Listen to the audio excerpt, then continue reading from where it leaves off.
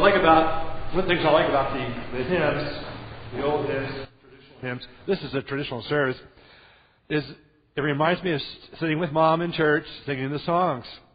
And that's a great song because it talks about how much we're loved and how in the end of our life there's a triumph. We exchange any cross we may carry in this life for a crown. One of the purposes we have here in our church family is that through our choir, through the special music, through the hymns and scriptures, through the fellowship, in the fellowship room as we share some food and conversations, is that we are renewed, blessed, and restored because we're going to go out all week into the world and we bring that love that we find here out with us, and that gives us the spiritual encouragement we need. Dr. Ken McCall said the church, he was a dentist here years ago, he said the church is like an oasis in a tough world. And so he would be restored here and then pull teeth all week. So I guess people will be pretty scared in the dental office. Anyway, we're talking about gratitude today. I want to share something I received from Mary Mann. And let's reach back, look at our lives. Where have we been touched? With the goodness. I remember when Bill Castleman, at his service, people were telling me how he was like a dad to them in their church years ago and how he cared for them in youth group. I think of Walter and Bernice Merkelbach, who touched many youth through the years. They had no kids of their own, but they became like a father and mother to so many youth. So here's a little quote I got from Mary. I give thanks for all life's blessings. A wise person once said, was this you, Reverend Mason? Once said that gratitude is the memory of the heart. My memories enrich my life as the days and years go by. I recall treasured memories that continue to enrich the soul. I choose to renew my memory bank with gratitude. Recalling the kindness of others brings a smile to my face and lifts my spirits. I appreciate the people who have shared this life with me. My memories of good times and good people reveal the light of the Spirit that shines unceasingly to us all. And it just goes on saying, there's a lot to be grateful for. And our closing song kind of talks about that when it says, when upon life's billows, they'll be printed, the words are printed in a bulletin, you are tempest tossed. When you are discouraged, thinking all is lost, count your many blessings, name them one by one, and it will surprise you what the Lord has done. The blessings are there. Do we look for them? I've been receiving the Joyful Noise letter, and we pass these on to Crystal for Facebook, and it has a lot of joy and Christian humor in it. And the editor was going to end his life in Arizona, and he came across a happy friar, like a monk. And he was so touched by it, he renewed his faith and decided to commit his life to bringing joy and good humor. And he has a cartoonist who, like Mr. Keene of Family Circus, who has since died, would donate their cartoons to use in church newsletters or on Facebook, things like this. But there's a wonderful quote talking about Sherlock Holmes. Now, listen very carefully to this. This has a lot of wisdom to it. A client of Sherlock Holmes said to him, "You see everything." Holmes replied, "I see no more than you.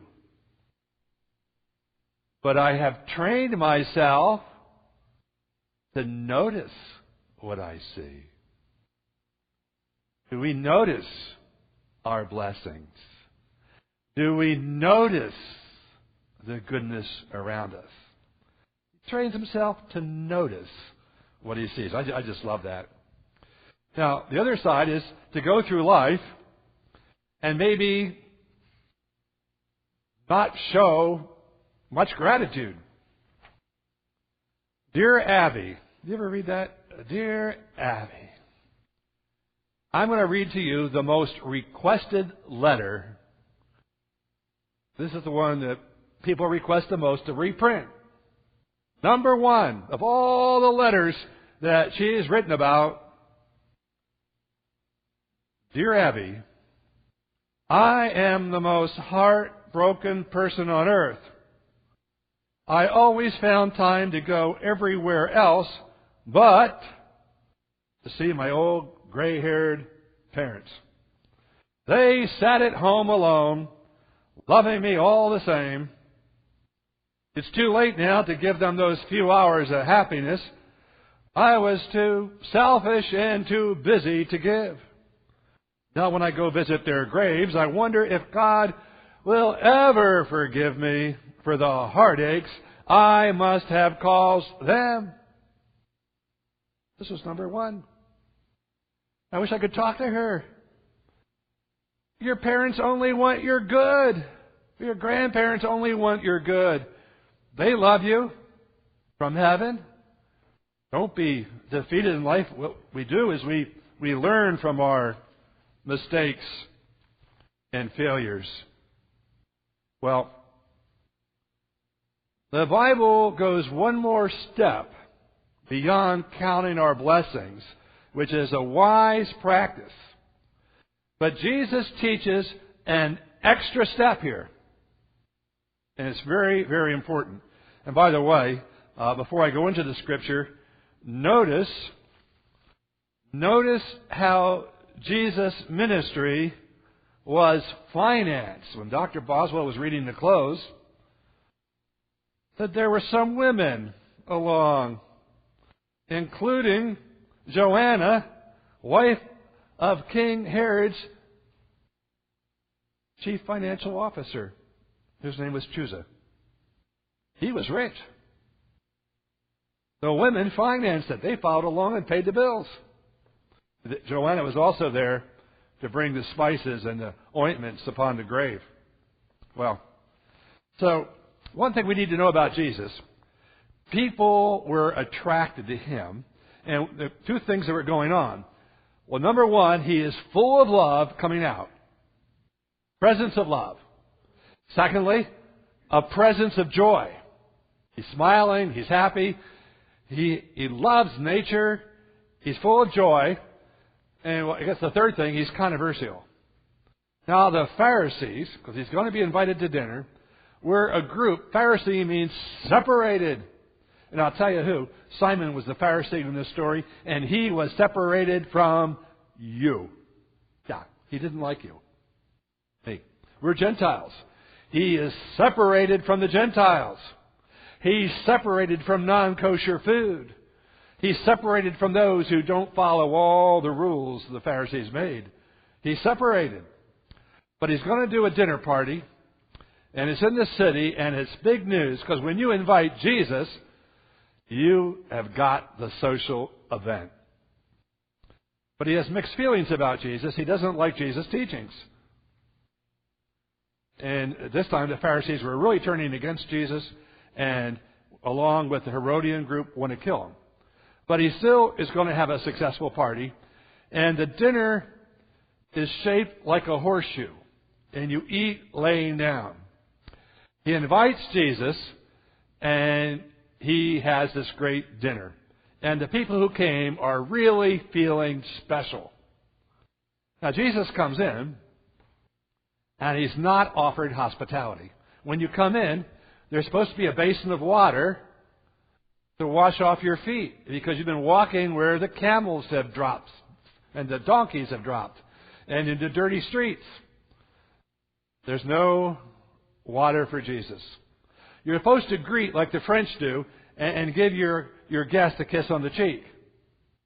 No welcome like that. And in that hot area, that dusty area, you would pour some scented oil on the head. Remember in Psalm 23, thou anointest my head with oil. That was like a neat thing to do. Not that. And Jesus taught when you go to dinner, take the lowest seat. So he probably was at the lowest seat. It doesn't look like Simon invited him up any higher. And there Jesus is at dinner. He's laying down, as was the custom, and they're eating lamb, they're eating figs, they're eating grapes, they're having wine. And it's a dinner, and Simon is really proud. and then his party is ruined. The party goes bust. Because in walks a woman he does not approve of. It doesn't say what she did, but I have a hunch a couple of the guys at that party winked at her. I really believe that, because she had to learn about Jesus being at this place, and how would she learn unless somebody told her who was going to be there? So she comes in, and all of a sudden there's a scandal. She is crying, and her tears fall on Jesus' dirty feet. And then she takes her long hair and wipes the feet off. Now that's scandalous. Your hair is supposed to be bundled up back then, not down. So her hair's down, and she's drying the feet after she's been crying a lot, hard on them. Then she takes an alabaster jar of something that's very expensive, and she pours it on the feet after they've been cleaned, and that perfume fills that dining room or the courtyard wherever that party was being held. It just overcomes everybody, and Simon is fuming. Now, are you able to read people's faces?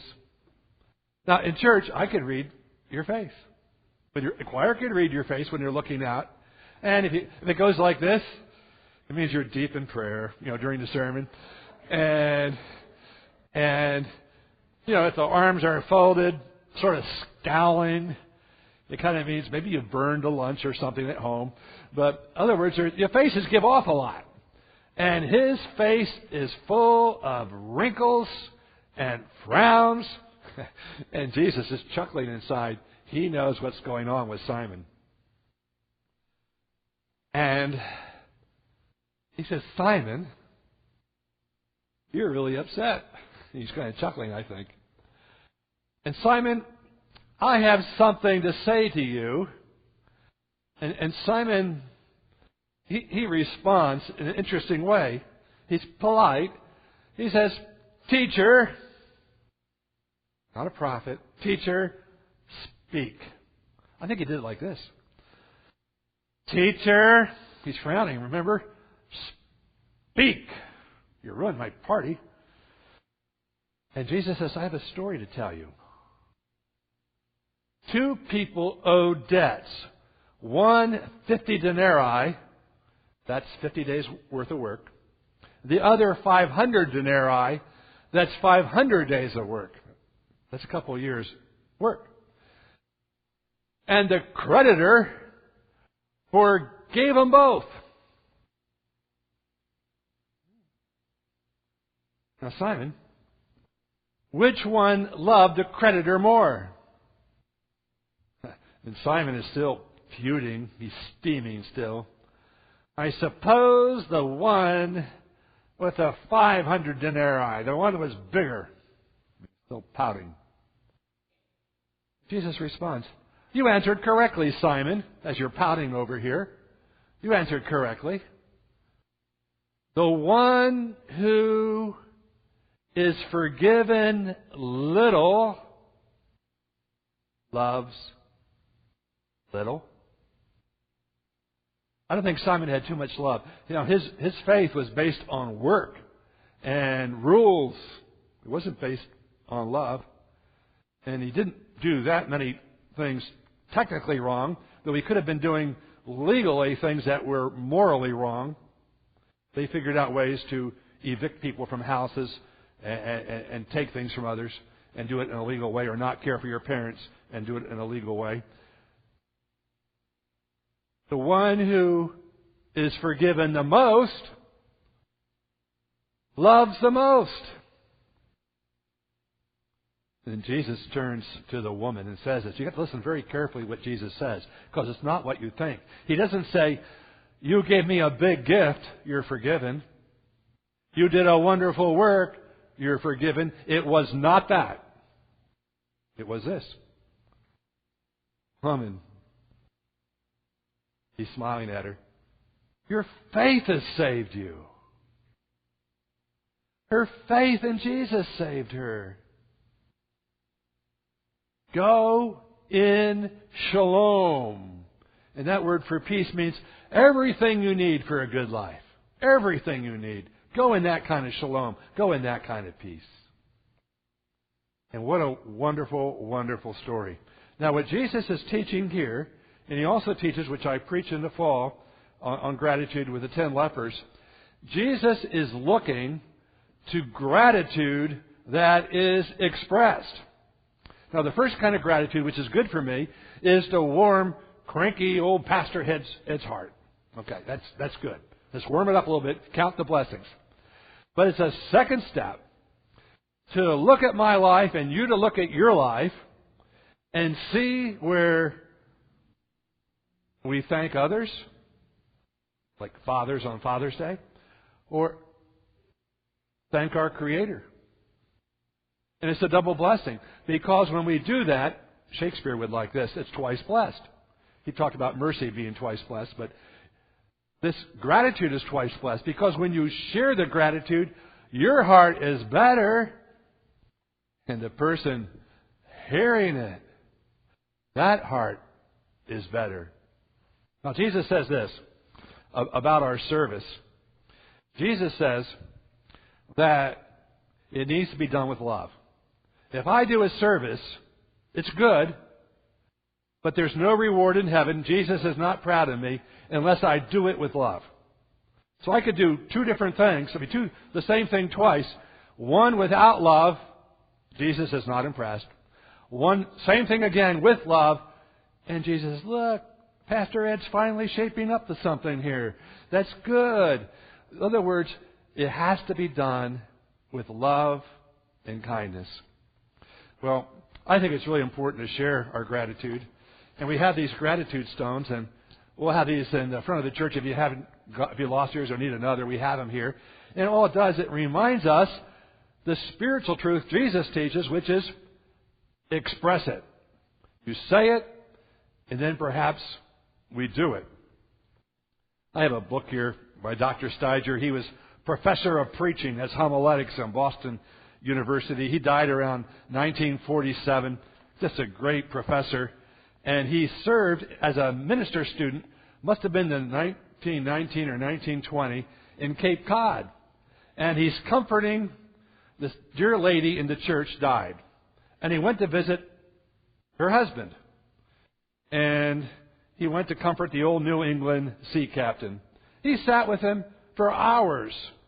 And he did his work. I mentioned the woman was the best cook I ever known. That she cooked the best baked beans. You heard about Boston baked beans? I ever tasted. He nodded his head and agreed with me. I mentioned she was the most kindly person I ever known. And he called his attention to the fact that when anybody in that little Cape Cod town was ill or distressed, they always sent for Aunt Martha to see him in their trouble. Husband nods his head in agreement. Then I mentioned for her age, she was certainly a neat, clean woman, very attractive. Husband agreed. Being a minister, he mentioned her character, her religious life, what she meant to the church family, and how we could never have gotten along without her. And he spoke of her faithfulness, her loyalty to the preacher, to the services, to the church, to her generous giving of herself to others. He nodded in agreement. After 2 hours, Dr. Steiger, as he's talking as a student, the old Cape Codder looked at the young preacher and admitted, yep, I loved my wife. So much I loved her, so that there were certain times when I come near to tell her. He never told her, probably on the wedding day. The point is this. When we feel the love, when we feel the gratitude, can we express it? Can we share it? Can we find that double blessing? It's the faith that saves us, but in our gratitude, we serve Jesus by helping others, and we show our gratitude to our family and friends, those who helped us so much. Amen.